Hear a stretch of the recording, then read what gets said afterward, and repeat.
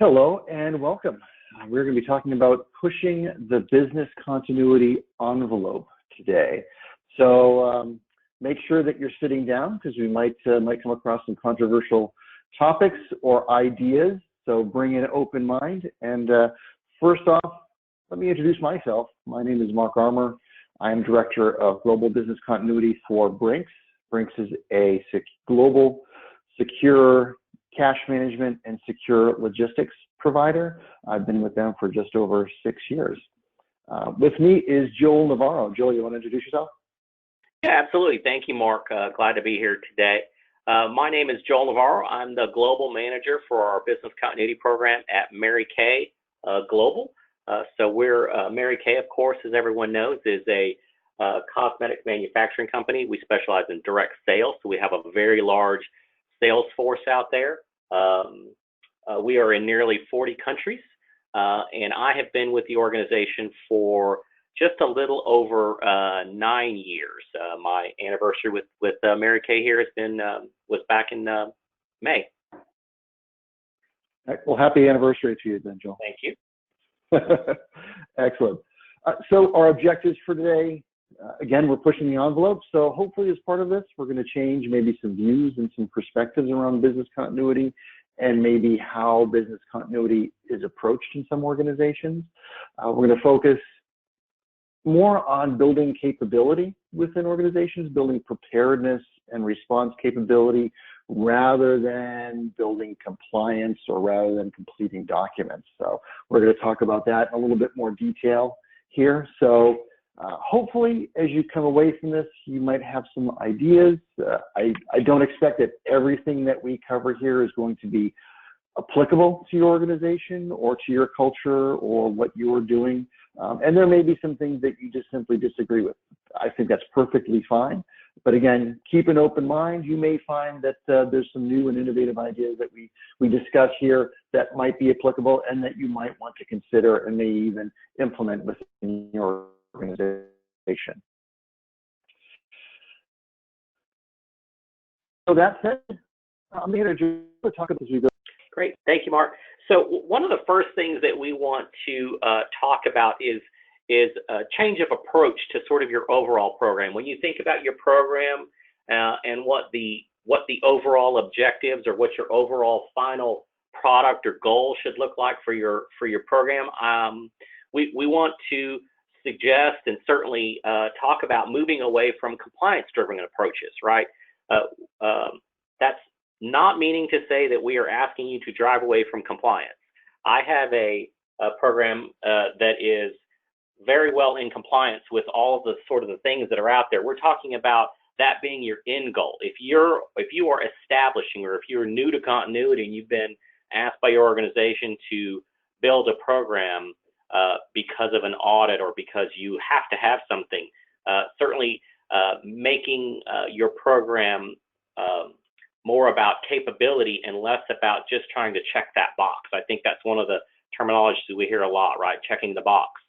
So we want you to move away from that, move towards identification and improvement of capability. So again, the overall, the object or the objective of your program should be resiliency. It should be recoverability. It should be the capability of your organization to actually be able to recover. As you'll see as we go through further in the presentation, we're using our interruption status right now, our COVID example, as sort of, were some of the check boxes that you were able to check off because of your program, did they really help you? Did they make you more recoverable? Did they give you the confidence that you needed to be where you needed to be when this event occurred? Also talk about moving away from reliance on documentation as the answer to your program, right? Again, the final objective of your program should be about capability and recoverability and resilience, those sort of words. Having a 3-binder document it should not be the approach that you start your program onto. And so we kind of talked to you a little bit about moving away from documentation, moving towards the development of competence and skills. So, certainly in terms of documentation, again, we certainly understand there are some compliance things that you will need to document. We're not talking about dropping everything off completely, But when we talk about documentation, certainly when I talk about it, the documentation is really about our proof of our capabilities. It's about proof of our recoverability, not just sort of, I have this document of plans or I have this notebook of our overall plan, right? We're talking about, in terms of documentation, it's really the proof of that recoverability, the proof of that capabilities. So again, the next bullet, moving towards development of competence and skills and incorporating methods such as Agile, Lean, Six Sigma. So as we move through this presentation, as we talk to you about pushing the envelope, about really thinking about your approach differently, look to the other methodologies that have been updated recently, right? Agile, Lean, Six Sigma, all these things that talk about the flexibility of it, right?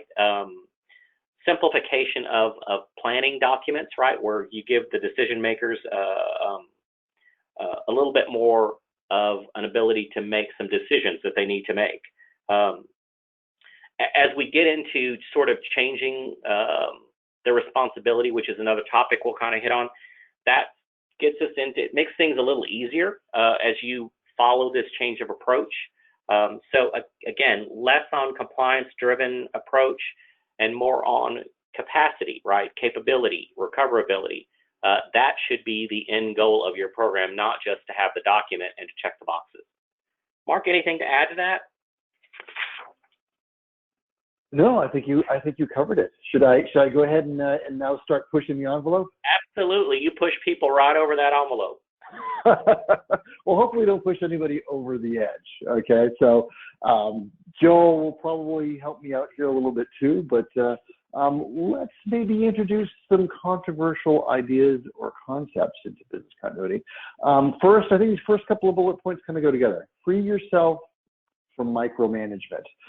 A little later in this presentation, Joel will probably talk a little bit about delegation and different things that we might do as business continuity practitioners to not micromanage or own the process ourselves. I'm talking more about the leadership level micromanagement. If you look at ISO 22301, there's like a page and a whole list of things own as part of the business continuity program. I'm going to suggest changing that paradigm. Only reach out to executives for just what you need to either clear roadblocks, make decisions, or take very specific actions. That goes hand in hand with the second bullet point, which is avoiding being presumptive. I think in business continuity, it's common for people to think that they're going to collect a lot of information from kind of mid-level management, frontline employees, in order to determine what's most critical to the organization. And my experience has been executives they already know what's important and what's critical to the organization. At the same time, executives are actually going to have more information than we will as practitioners. They're going to know the direction of the organization. They're going to know what the strategic level management is for the organization. They're going to know about future acquisitions that are being planned, maybe parts of the business that are going to be sold off or jettisoned, future investments, and maybe new products and services they're thinking about rolling out. These all contribute to really what's important and critical to the organization, and not merely this survey-driven result that tells us, oh, well, this thing generates this much revenue, and we have so many people delivering this, and this is what's customer-facing. Executives know this, but they also know more. So trying to tell them what's important, I think, is a little bit presumptive. At the same time, we also have a tendency, I think, to want to educate people, leaders in particular, about business continuity. And again, I think less is more. They know why business continuity is important. They know why we're here. We don't need to give them the minute details of what we do and how we go about it. So I think this idea that we need to educate them and others in the organization about our role and what we do, again, it may be a little bit presumptive, and maybe we can abandon some of those if we're going to push the envelope.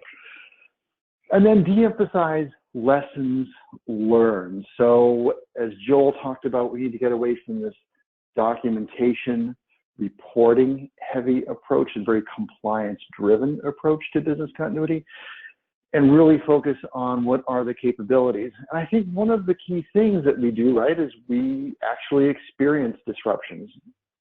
or we're performing exercises and tests.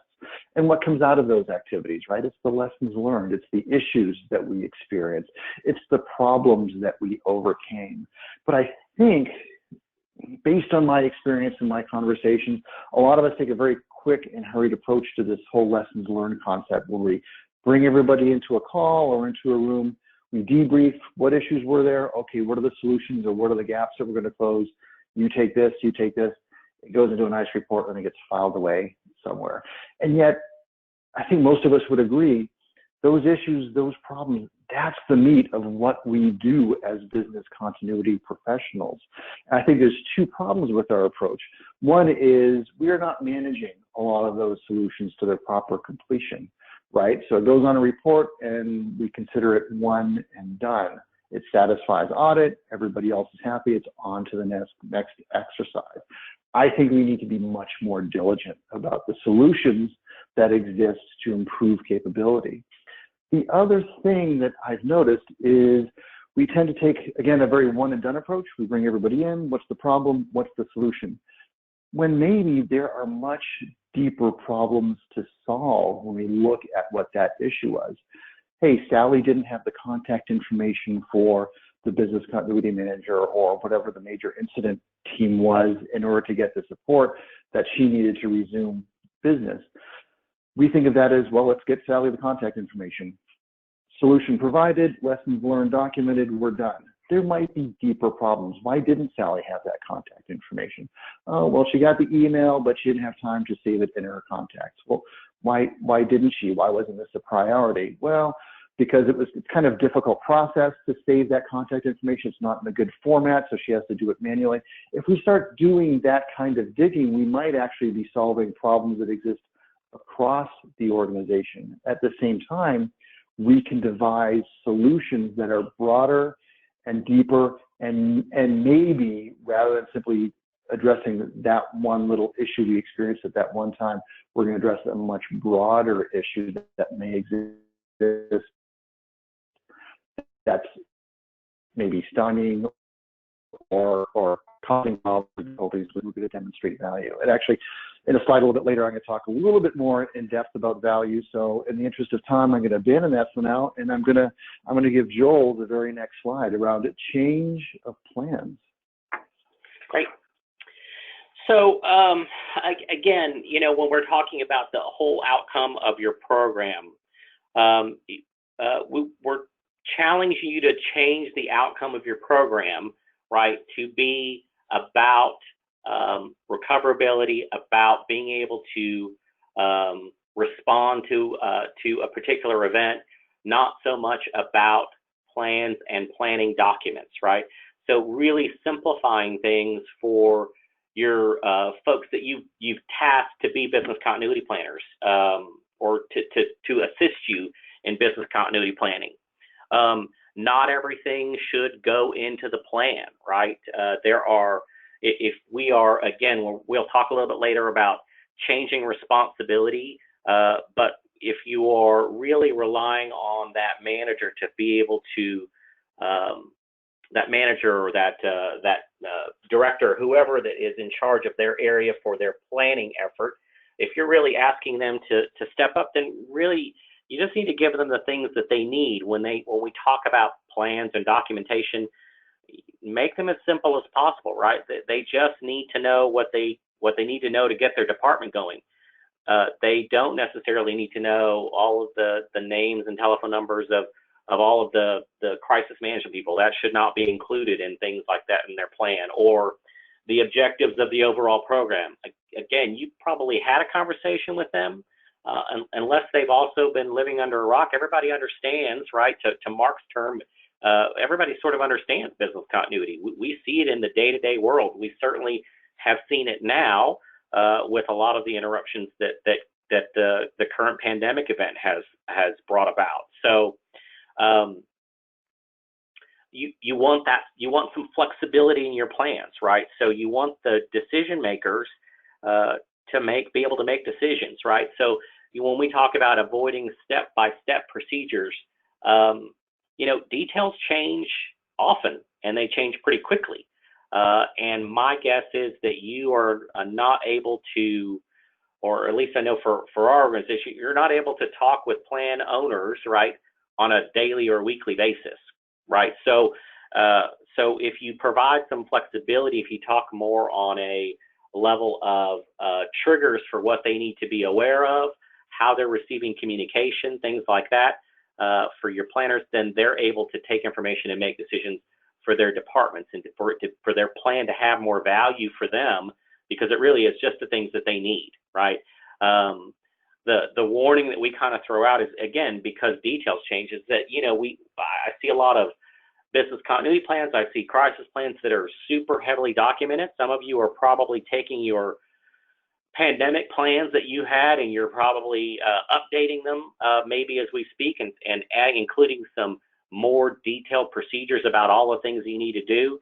But I would challenge you to really consider that a really great COVID plan right now does not necessarily equate to a great plan for the next pandemic, right? Especially if you have step-by-step procedures. As we know, the pathology of all that stuff changes, and it'll change really quickly. The best thing you can do is to provide your organization a framework or a structure in your plans that allow you to then, for them to make decisions, right? Everyone still needs to be on the same page, but not having to get into the weeds of these procedures and realizing, oh, we don't need to do that because that was for the pandemic we experienced 5 years ago or 2 years ago or today, right? Like, avoid those step-by-step procedures. Mark, anything to add?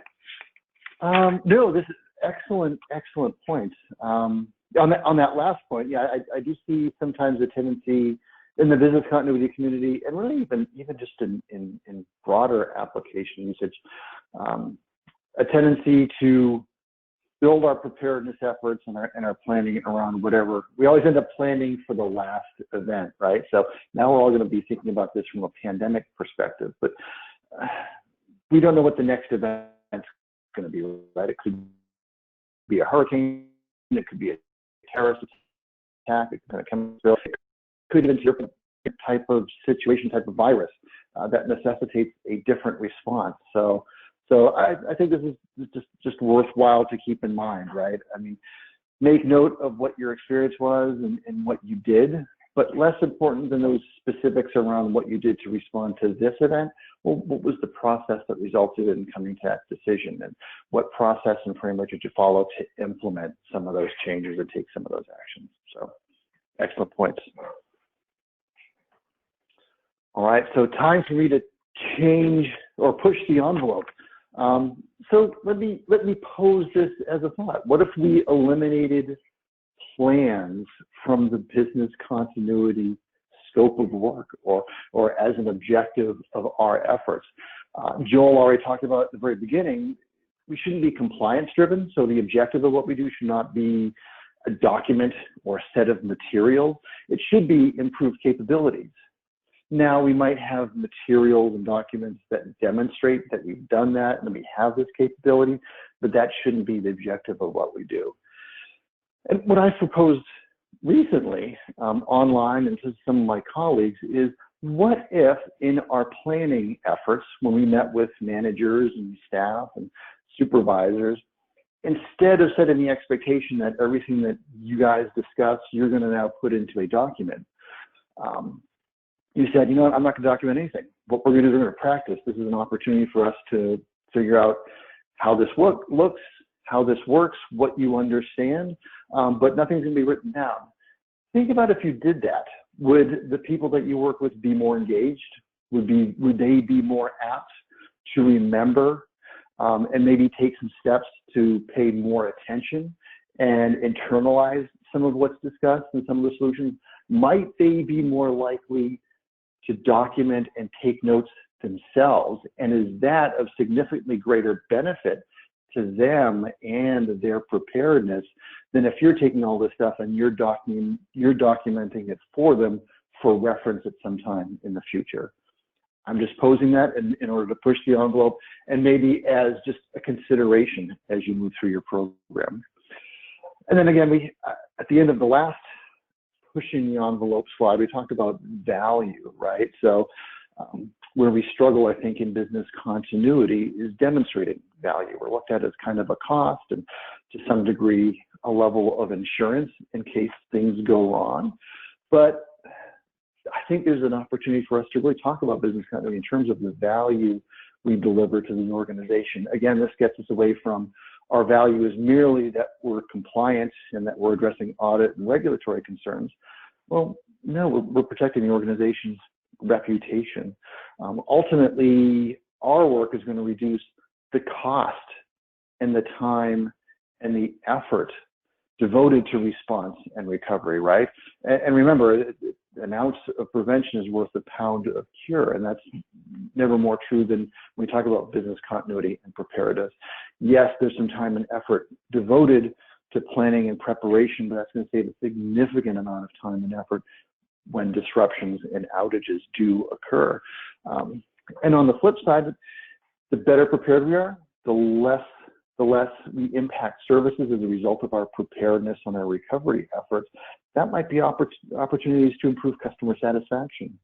There may be improved revenue opportunities, particularly in events, whether it's a global event like COVID or a regional event like a hurricane or an earthquake or an act of terrorism. If you're better prepared than your competitors, that might actually be a revenue generating opportunity, right? If you're in business and they're struggling, there might be some opportunity to pick up additional business, to provide additional services and products during that event. So think about things from that perspective and that nature. And Joel, I apologize, didn't ask for your input the last slide. Anything you want to add, or any other thoughts? These last two pushing the envelope discussion. Yeah, sure. Specifically on this one, Mark, I would agree. I would almost kind of look at it in terms of, when we talk about reputation, when we talk about those relationships that you have to build with the people in your organization to be able to get your business continuity work done. And again, what we're talking about is changing the scope of what you need to get done. Really, if you think about it in terms of you could only talk to them, that's it, right? There is a limited amount of time. And I think that's the reality of what we've got. But if you consider that you've just got this one token to be able to talk with someone, would you talk with them more about through sort of an exercise and a testing scenario? Hey, what do you need? What if this happened? What if this happened, right? And documenting those gaps versus, hey, I need you to fill this form out for me, right? Like you would get more value. I propose you would get more value from that interaction, from that conversation, from that discussion than you would from planning. So from your, pushing the envelope piece of eliminating plans, think of it that way. Maybe it's just a reprioritization, and you will probably come to realize that the document itself, it's more about the capacity planning, the capability planning, which can be done through that testing and exercising areas than more so than what you get out of actually, making them write some stuff down or giving you some information that you can put into a plan for them. So that's really a kind of thing here. So improved customer satisfaction, improved revenue, all of those things are, well, you're taking up less of their time, right? I mean, if they are sales folks, they need to be out selling, right? And if you're taking up 2 hours every couple of months with their time, then they're not selling. So automatically, the fact that you're asking them to do less is probably customer satisfaction, and the fact that they're able to do more of what they're supposed to be doing, what their primary job functions are, probably helps with your bottom line in the long term. Excellent. Right. Good observation. Thank you, Joel. All right. Our next section is changing responsibility. Take it away, sir. Yeah, I was going to say, this one sort of pulls all of those things that we just got through talking about. It really kind of pulls them together, because this is something that I really believe in and that I have seen across our profession, is sort of having a changing of the responsibility, sort of a changing of the guard. I think we find as business continuity professionals, we've been tasked to do a particular job for the organization, and we all take that very seriously. And we tend to believe that maybe we're the ones that we're in charge, right? Like we need to know all of these things. We have to know about legal issues and safety issues and HR issues because we're responsible, right? And so one of the things as we talk about, as we lead up to sort of pushing the envelope even further is that business continuity really is a conduit information, right? We do a lot of traffic copying, right? We see an issue and we probably help facilitate those issues to get resolved, but we don't own those resolutions, right? We want to delegate ownership and responsibility down to those decision makers. Again, I would ask you to take a look at your own organization, take a look at this particular COVID. Were you the catch-all for everything that all of the questions come into you? Were your business units able to go and do their own decision making, right? Their head of payroll. Well, if you have worked them through the exercise scenarios or worked them through what they need to do in the event that they don't have the things that they normally have in front of them, then they're able to start making some decisions and they know how to keep payroll going. Whereas if they need to feel like, or did they feel like they needed to come back and ask you if that was okay, or what did they need to do next? I would challenge that even for those of you that feel like you own business continuity, this is your plan for the organization. Maybe not everyone came and asked you what they thought what they thought that you think they should have done, right? They just started to do it because they needed to get their particular function or their particular job responsibility done. So I find that in business continuity, we're not the decision maker, right? We're not the plan developer, right? We are facilitating that plan development. We're facilitating that capability. We're asking them lots of questions. We play devil's advocate quite a bit, right? Where we talk about, well, what if this happened, right? We create those, we try to highlight the gaps for them. But really, when it comes down to the solutions, they have to own those. They have to help develop those. We are not the experts as much as we would like to believe. Sometimes we are not the experts in all things. If you are trying to grasp all of that and put it in your business continuity hat, then that could be quite a challenge to really focusing on their. You could say that I don't recognize that there are folks out there who have responsibility for business continuity as well as what we'll call crisis management, and I understand that is a difficult job because those two things don't always coincide when you talk about the planning effort. Mark? I might have a few more things to add, but if you could speak to this slide, then I'll probably Sure. Oh, sorry about that. Yeah, absolutely. Yeah, no problem. So again, this just summarizes kind of what I said. Business continuity should not drive solutions, right? We should drive solutions. We shouldn't own them. Pushing that responsibility for the ownership of those solutions, right? We shouldn't be coming to planners, directors or managers of your payroll and saying, here's how I think you should continue payroll. We should just be prompting them, asking them, right? Build that ownership with them, let them know that it is their responsibility and they should have the understanding of how everything works. We often, as practitioners, we deal a lot with our disaster recovery programs. So we certainly have information that we can bring to the table to help those business units who don't quite understand everything about how their technology works or what will be available and what won't be available if some sort of event comes through that takes out technology. Well, what does that really mean for them? What will they still have access to if your localized data center is interrupted for any reason? So we do bring things to the table and we want to be able to share those things, but we want to reemphasize that the ownership for the solutions, right, is really their responsibility. And we just want to support them in providing all the information they need to make the decisions to be able to move forward. So we do facilitate a lot of the discussions, right? We facilitate a lot of meetings between people. I find myself doing that quite a bit. So using again, to go back to the COVID example, which I kind of mentioned a little earlier, was, are you working 60, 80 hours a week right now, right? What is your day-to-day look like? What did it look like before we had this COVID interruption, and what does it look like now? Are you actually, does everyone really treat you as that central knowledge point, right? Are they looking to you to ask you what you should do next? And we would challenge certainly that maybe that's because they didn't really share in their responsibility, right? They looked at the organization, you came, you asked them to fill out a business continuity plan, they did it, they gave it back to you, and then they said, well, that's the business continuity planner's plan, right? I handed it back to them, they have it, they keep it. When we have an interruption, they activate it, they do whatever. Pushing that responsibility is really where we're going to drive you to push the envelope to look at it differently, right? Push that responsibility down. Make sure that they understand that really the ownership still falls on them. They were hired to do payroll or accounts payable. I'm in finance, so I always bring up those as an example.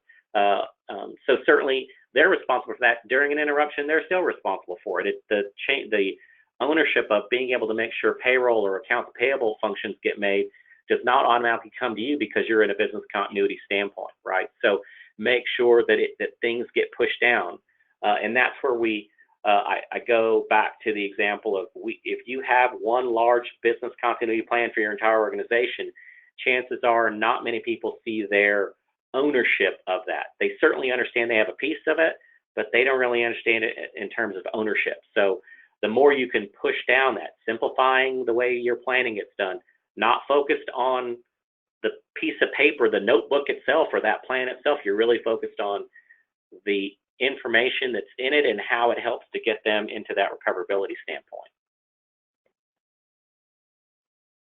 Mark? Good information. Good. Yeah. No, I don't really have anything to add. The only thing I'll mention is just if you're listening to this, thank you very much. But in preparing for this presentation, Joel and I had kind of an eye-opening conversation, which we had a very similar experience these past few months dealing with our individual organization's response to coronavirus and COVID-19. And we found it probably differs than some of the people and some of our colleagues in the business continuity space in that we weren't managing the business continuity response to this event. We were, as Joel already talked about, we were certainly providing support and assistance to those within the organization that had to execute some business continuity strategies, and we're managing through the event. And we're also a conduit of information for leadership and managers saying, well, what kind of impact are we seeing because we've got maybe staff shortages or because we have to now send people in the offices to work remotely. But we weren't directly managing the event. And I think that's, for Joel, kudos to him. He's properly, adequately delegated that responsibility. People know, they're obviously well trained. They know what to do. They know how to execute, and then they come to him when they need support or assistance or if they have questions. But he's not necessarily needed to help them execute. They're the experts. They know what to do, and they manage through that. So it was interesting just having that conversation because Joel was one of the few folks I'd come across who'd had a similar experience to me in that this wasn't like an 80-hour, 90-hour work week event. Certainly some stuff had to fall by the wayside, but we were able to manage it with the resources that we had at our disposal. Joel, did I capture that accurately? Did you have the same? Yes, absolutely. I think that certainly is what I wanted to share, is that that is the challenge. And certainly, I would think you and I would both concede that we don't have it all figured out, right? There were certainly times when we stepped in for something or other, but by and large, that has been the experience, right? The more you are preparing and enable those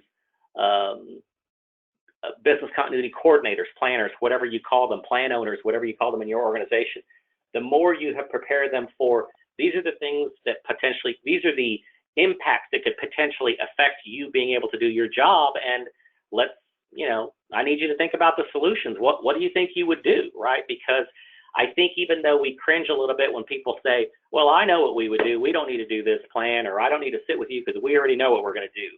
Well, I think the challenge for us is, the first thing you ought to say is, congratulations, great, that's wonderful, right? I am glad that you are confident in the way you feel, because number one, even if they are not really prepared, that you find out, they're at least confident about how they're prepared they are. So, you can step in and really get them to focus on the gaps, right? Yeah, that was a great plan. Yeah, you really knew what you were going to do. However, remember, these two things would not be available. So maybe we need to look a little bit more at those.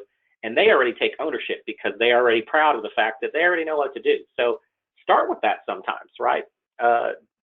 Again, I think Mark used this in one of his slides, is don't go to them and tell them what they need to do, right? We're not the experts in how to run some of those things and make sure that they know that they're still in charge. It's their area. Excellent. Good points. Thank you, Joel. All right, we're ready to push the envelope. So let's start with business continuity being executed at a tactical versus a strategic level. So what we just talked about, right, where Joel and I are advocating, well, the business continuity professional shouldn't be the owner of all things recovery and continuity and preparedness. We should be delegating a lot of that. What I'm starting to hear now in response to COVID-19 is a lot of people in the profession trying to kind of elevate business continuity to this strategic level of the organization. I question that to a certain degree. I've always advocating, and I'm going to talk about this in a second, kind of keeping things like crisis management and emergency management separate from business continuity. They're separate endeavors that require a slightly different skill set and areas of responsibility and relationships.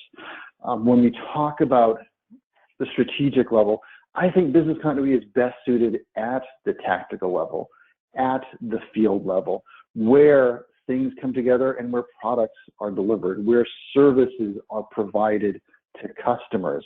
And that's probably, I think that's the level at which it should reside. We're a step above that, where we're kind of directing and managing the overall program and all those efforts, giving people the tools and the resources and the guidance to do this for themselves. But I don't see us pushing this up to an executive or a C-level within the organization, because now we're so high in the organization, we're not responsible, we don't even have visibility at the tactical level where strategies are being executed and where changes are being implemented to respond to the conversation coming up, because we're in COVID-19 and organizations have had to pivot, sometimes in very short periods of time, in determining how they're going to deliver their products and services without contacting customers physically, without people coming on premises, managing all of their organization with everybody being remote within their homes. We can enable those strategies, but as far as enabling the business to be able to make executive or strategic level decisions, I see that more maybe crisis management playing a role, but it's not a business continuity role or responsibility from my perspective. And then that segues into what I kind of alluded to, which is business continuity is its own animal and its own responsibility. It really should be focused on, okay, there's been a disruption. Maybe we can't get into our workspace. Maybe we are short-staffed. Maybe we've lost a product or a service provider. Maybe we're without our IT resources. How do we continue operating? How do we continue delivering those products and those services, whether it's to our customers or internally to our internal customers? When we talk about things like emergency management, crisis and incident management, those are different. Again, they're different animals, right? Now we're talking about life safety. We're talking about evacuating buildings. We're talking about shelter in place. Again, at the crisis management level, we're really talking about protecting the organization's reputation, because there's been a significant impact. And that's going to be, again, at the strategic level, not the tactical level. So I think even though many of you who are probably listening to this right now might have ownership or responsibility for crisis management or even emergency management in addition to business continuity, I think it's important just to understand those are separate roles, and those are distinct sets of responsibilities with their own policy, their own approach, and again, their own level of skills and expertise to manage properly. And then the last thing I'm gonna throw out there as far as pushing the envelope, what if we exercised first? So again, this is all kind of coming together into, okay, what if instead of going in and collecting a bunch of data, we analyze a bunch of data and then we develop a strategy and a plan around that? Well, what if we started where the rubber meets the road? What if we go in, met with a department manager or a team lead or maybe a group of folks within a department or within a team and said, okay, if this occurred, what would your reaction, your response be? And through there, identify, okay, what are the changes we can implement to make that process smoother? What are the strategies that don't exist today that might enable effective recovery, a speedier recovery, a less costly recovery? And I'm going to add on there, what if when we talk about exercising, we didn't develop scenarios going into this? I know a lot of people within the business continuity realm, we spend a lot of time preparing for exercises and tests. We develop a scenario, we create all these fancy injects, and then we're kind of like, we're the master of all things within that exercise. We could save a heck of a lot of time if just simply walked in and rolled a set of dice and said, whatever numbers, that's the number of people who are out today, or that's the start of the address of the building that's unavailable. Maybe we go in and we simply Google disaster, and whatever the first item to come up in the results, that's the scenario we're working from. Again, I'm pushing the envelope just because these might be some creative solutions you could implement to maybe change or restart or significantly revamp your business continuity programs and think about this field of business continuity a little bit differently.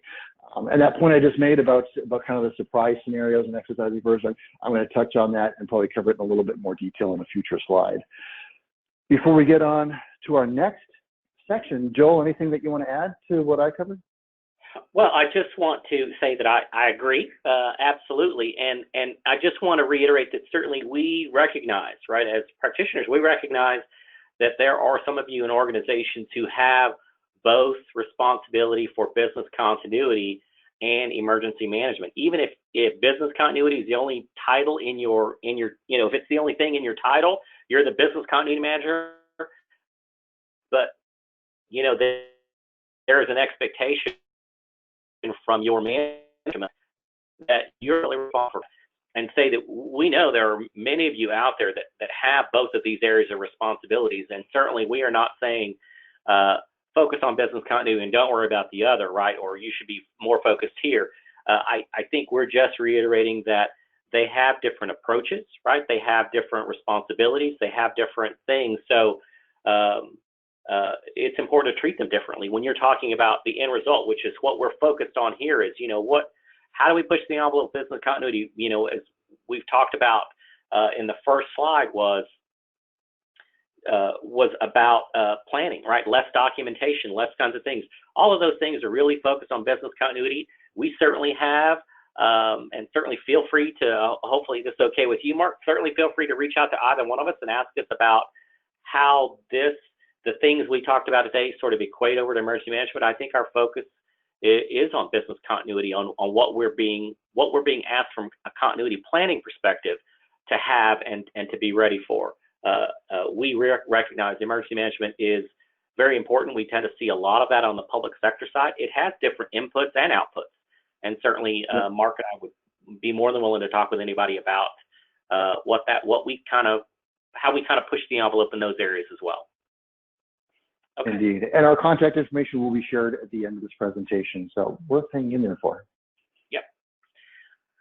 Excellent. Right. Joel, you want to talk about changing priorities? Yeah, this one is my favorite. I think this one is where we're really getting the people on the edge of their seat when we talk about changing priorities. And I will use as a backdrop for this topic to be our COVID situation, right? So when we talk about changing priorities, recognize that if you've moved the responsibility down, especially if you've moved the responsibility to those folks that are actually in charge of those areas of your business and allowing them to make decisions, that a lot of the recovery capability, a lot of your recovery work is going to get done at the same time. You don't need it. You shouldn't be the red light, green light for everything coming through. They should be able to make those decisions with their leadership teams if necessary, and they should be able to get all that work done. And a lot of it is happening all at the same time. So when we talk about prioritization, we talk about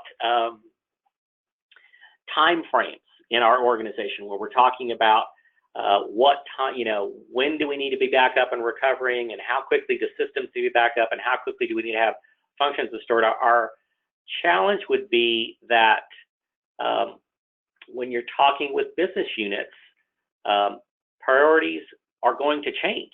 We saw that during this COVID experience. Just because a business unit was on the lower end of a priority list or had a much longer downtime, if that's the terminology, maximum downtime, if that's the terminology used in your organization, that it changed. When we all decided that things needed to decentralize from the locations we were in and move to alternate locations or working from home, it didn't matter that you were on the lower end of the priority, you still had to get your work done. So, when we challenge, and Mark will speak more towards this, I'm sure, but as we talk about priorities, using timeframes with your business unit is probably not something that we recommend. We will caveat that with some of the technology stuff that we'll talk about probably on the next slide.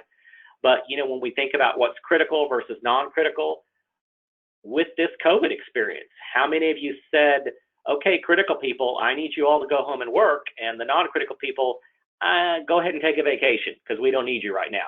You're non-critical, right? I don't think any one of us said that.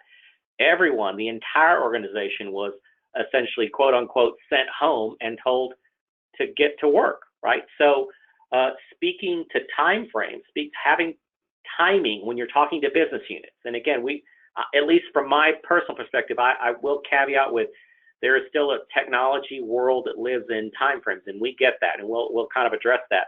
But when you're talking with your business units, when you're talking with, if you're having a conversation with executive, it really is about priorities more than time frames, right? And I think Mark would probably even challenge that a little bit. I'm open to that. But the last thing I'll kind of leave you with on this slide is that last bullet point. In a long enough timeline, everything. So when you start talking,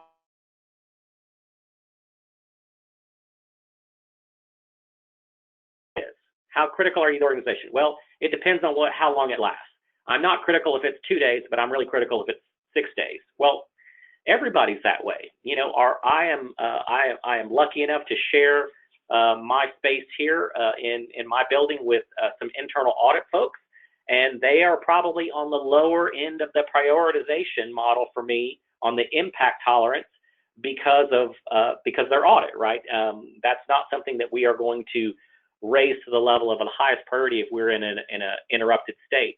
However, they were sent home and told to stay at work as much as they could to continue to do the work they needed to do. So after, if we had been out for 3 days, they probably would have done nothing. Had we been out, where we are in the situation today, where we are still, at least at my organization, still working from home, they are back up and working just as if they were in the office, right, as much as possible. So even they became critical, right? I think the words we tend to use are every function that we perform in the organization is essential. So every essential function becomes critical at some point if you're using terminology and you're using timelines. Also wanted to mention too that, as an alternative to using timeframes, think about those constraints, right? Think about your actual capacity of work. Specifically with this COVID, one of the things that we saw happen was that when we do when we as an organization or we as a group, a profession, do our pandemic style planning or loss of workforce, sometimes we tend to focus on we're the only ones affected, right? So the anticipation is that we need to be back up and running at the levels that we would have expected if we were the only ones. And what we saw through this pandemic event was that our normal demand did not equal the demand that we had for our goods and services during this pandemic event. Everyone stayed home. Everyone banked less. Everyone obviously went out to restaurants less, right? Everyone demanded their cosmetics less, right? All of those things are in lesser amounts. So the demand didn't equal. For some of you in some organizations, the demand doubled or tripled, right? Grocery stores, places like that, where your demand automatically went up. So the challenge. If you're a toilet paper manufacturer. Say that again? If you're a toilet paper manufacturer. If you're a toilet paper manufacturer, demand went through the roof, right? So, yeah. So again, when we talk about timeframes, and you're really trying to nail those RTOs down, right? Your maximum downtimes. You're really trying to nail those down. You're talking to business units about being prepared for 24 hours and 36 hours and 4 hours. Again, the challenge would be, well, if your demand drops off because of the event, then really how good are those timeframes? And if your demand doubles, well, how good are those timeframes, right?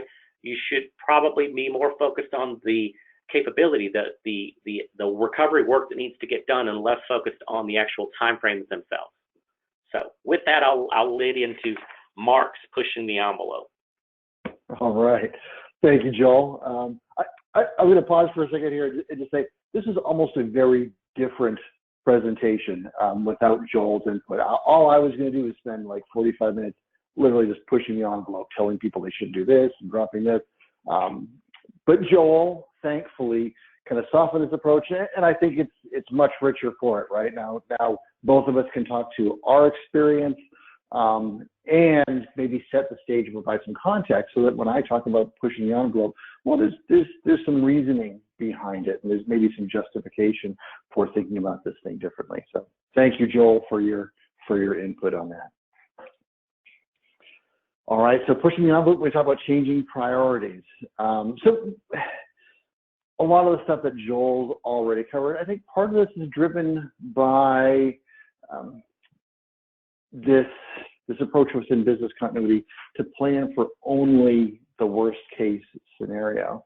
I think that's kind of that drives two things within our profession, if you will. One, I think that's why we tend to limit or reduce the scope of our programs to only what we consider critical parts of the organization. As Joel just alluded to, have a long enough timeline, everything becomes critical in an event such as COVID-19 or a hurricane. Other people are affected, that might change demand and say that we're critical. The sun was shining, every priorities for the organization now post-event. So I think assuming that there's only a certain scope that you focus on this in your program, I think it's inaccurate, and I think it's driven by this worst case scenario approach. I think the other problem or the other assumption we make when we take this worst case scenario approach is that we're preparing for that worst case scenario, right? And the idea is, well, if we're prepared for a smoking hole in the ground when we arrive at the office, well, when we arrive at the office and it's only a coffee maker has leaked and now the third floor is flooded, well, we just take out the components that aren't applicable to this because we prepared for something much worse, everything works. I think the opposite is true. I think if we plan for one-off scenarios and individual impacts, more opportunities to execute our planning efforts, our strategies, more opportunities for us to practice and execute in the real world. That just makes us better prepared for when the worst case scenario actually does occur. So that's one pushing the envelope idea. Joel's obviously talked about eliminating or reducing our reliance on time as a single metric as our objective for all things that we do within business continuity. I'm going to propose eliminating the risk assessment. I believe most of us already work in organizations that have risk assessment departments. They're already evaluating and tabulating and managing risk. I think us trying to take it on within business continuity is a duplication of efforts. And sometimes we're just creating more work for ourselves when we don't need to. But really the key here, right, is well, we're talking about maybe eliminating things like the RTO and the recovery point objective and maximum allowable downtime and all these acronyms that we use that all they do is describe the time that something needs to recover. And we do say specifically here, divide business continuity from technology recovery. I think there's a role for time-bound objectives to play within the technology recovery world because we're restoring a resource, right? So we need an application back up and running, and we don't have an infinite amount of time in order to do that, because businesses are very reliant on technology, and our customers are very reliant on technology these days. There's some value in that, but when we talk about business continuity, if that technology is down, if our workspace is out, maybe there isn't a very specific time frame, but maybe there's a capacity or a degree of functionality that needs to be restored. Maybe there's a limited amount of resources and capital that's available to us in order to restore those functions and those capabilities. So I think we need to broaden our understanding of what recoverability is and stop thinking simply in terms of time-bound objectives and constraints.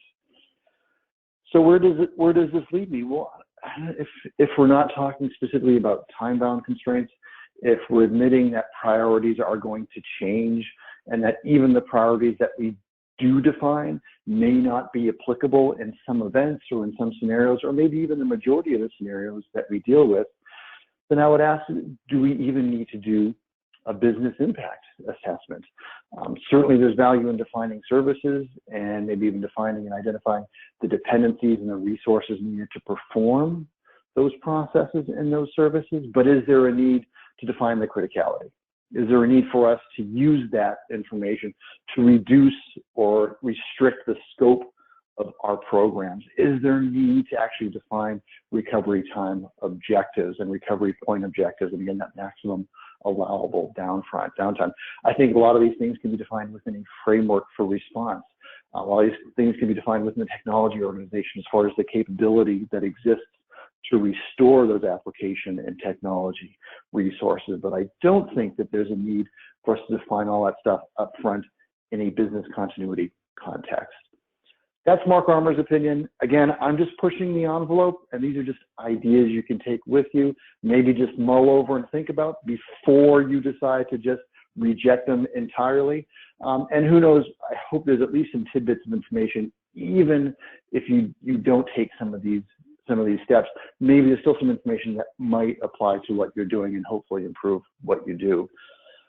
Before we start giving out our contact information, Joel, anything that you want to add here? I just want to reiterate pretty much everything that you just talked about, Mark. Well said, well stated. I think what we are presenting today on pushing the envelope, you know, the decision of how you run your program is yours. So certainly we are not talking about anything that you have really kind of taken a stake in. What we've hoped to do today is provide maybe a jumping off point to have some additional conversations. I do know myself and Mark as well, you know, we love to talk about business continuity. So, you know, and sort of what we're doing at our organizations, we feel like we have really strong programs that incorporate everything that we kind of talked about today. Again, we are not the experts, right? We are continuity planners, people in charge of continuity planning for organizations, just like you are, those of you that are on the phone. So it's always a conversation. So pushing the envelope is really, again, we are saying that think about these things, right? These are new ways to bring value to your organization, right? Reduce the amount of time you're spending on documentation, right? Increase the amount of time you're spending on getting to actual capabilities, right? You know, the things that are in the things that we normally have done, maybe we don't need to do those because, as you know, the world is changing, right? We have experienced that with what we see today with COVID and with our pandemic response. How many of you picked up your pandemic plans and followed them to the T because that's what you wrote, that's what we're following? Or were they really actually, did you use them really more as a framework, a recognition that, hey, we've thought through some of these things, so now let's start making decisions on some of these things, right? Less procedural, more about where you are from a go-forward position, right? We're in it. Here is the information we need to know based off of what we're getting from health organizations, and we're going to react to that using the methodology, the framework, the recovery capacities that we already have begun developing in our organization. We're going to use those to help mitigate all of these situations, right? Things changed really quickly, very rapidly. And so that's the challenge is, think about all of the things that we talked about. Again, this time-bound things being the last of it here, where we just sort of, it pulls it all together and says, wow, we spend a lot of time and effort sometimes as continuity planners doing a lot of this upfront work. And did it, how much, depending on where you were in your organization with developing your program, how much did it actually help? How much did you actually use? Was it really beneficial? So that's all we're saying, is that there are alternatives to everything that we do. Certainly we welcome conversations. I think that's what's most important, is that we have open, honest conversations without finger pointing in our organization, in our profession, to say, hey, there might be a better way to do that, because I think that's what we're all headed for in the end, right? We all want to make sure we're doing the best we can, recovering our organization in the quickest, most efficient, least expensive way possible, right? That is our objective. That's what we were hired to do. And we just need to get forward and do that in the best way that we can. So beyond that, I'll step down from my box and kind of turn it back to you, Mark. I think that's it. Excellent. Thank you, Joel. As you were talking, of course, one other thing occurred to me, and that's we did talk a lot about COVID-19 here, right? That's the thing that we've all been dealing with for the past several months. So that's kind of an opportunity for us to provide context, because it's an event all of us now have in common that we've dealt with. But if you're in the U.S., even if you're in Hong Kong or maybe elsewhere in the world, you probably recently have been dealing with things like protests and civil unrest. India had a tropical storm or hurricane from the shore near Bangladesh not that long ago. And if you're in the U.S., if the past few weeks is any indication, we're going to have a very active hurricane season. So that means while we're dealing with one situation, we're having to prepare for another one, and we might have multiple events going on at one time. So really important for us to identify where we can really focus on the things that provide value and improve our preparedness, and either look to jettison or scale down the things that take a lot of time and effort but aren't really providing concrete value in our organizations. So I will leave you with that. And you can follow me on Twitter. I'm at BC_revolution. And of course, both Joel and I are on LinkedIn. Feel free to connect with us there. Joel, any parting words before we go? Not beyond everyone stay healthy, stay active as much as possible. Hopefully everyone's been able to at least get out and do some things and not necessarily be trapped at home. And yes, that recognition that, yes, I know we brought up COVID quite a bit, but there are quite a few things going on in the world today. Hurricane season, civil unrest. So we are, as a profession, we are probably very busy. Indeed. We're all getting a lot of attention. Right. On that note, thank you very much for your time and for hanging in there this long. Hopefully it has been of help and assistance. And again, feel free to reach out to Joel and I anytime. Take care. Bye-bye.